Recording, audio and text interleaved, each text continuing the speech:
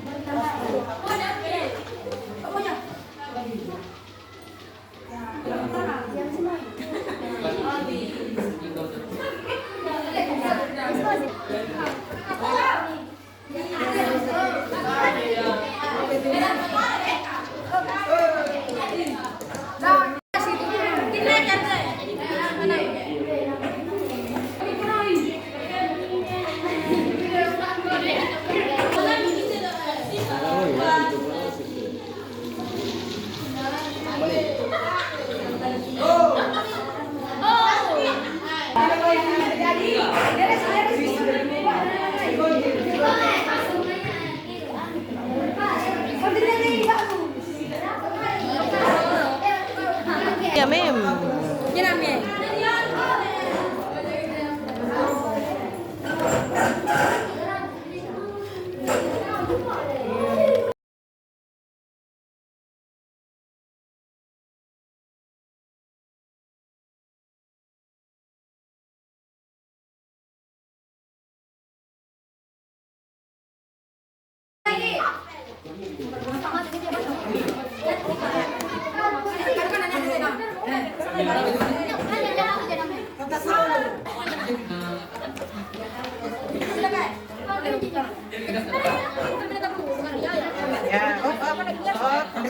Udah jangan kasih sengaja begitu. Udah.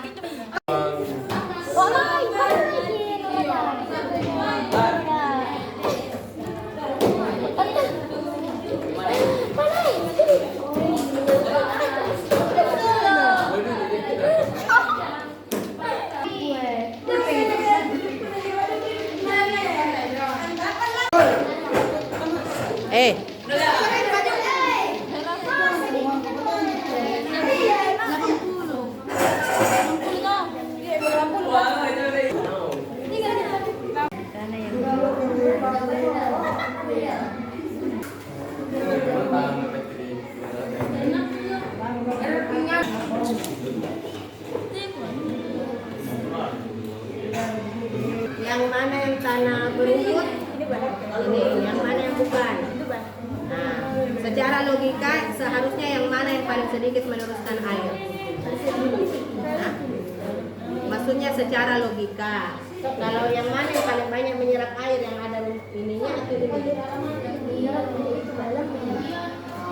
Tidak, kalau misalnya ada hujan, yang mana yang longsor? Ini kan? Nah, tapi kan kau tadi kasih hujan. Tapi ini tidak terlalu banyak airnya kan, kalau longsor itu air mengikis toh. Kenapa justru yang berumputmu yang banyak airnya? Nah, coba karena apa kira-kira? Longgar-longgarnya ya. Oke. Ada rumput atau tidak? Tidak ada. Ini? Nah, kira-kira ini sudah bagus datanya. Kenapa yang ini? Jadi ini seperti ini toh? Nomor 1 jelaskan yang mana, yang ini bagaimana keadaan airnya, seberapa mili, kenapa seperti itu, kenapa sedikit gini air yang ditampung, ya, karena kan dia memiliki akar.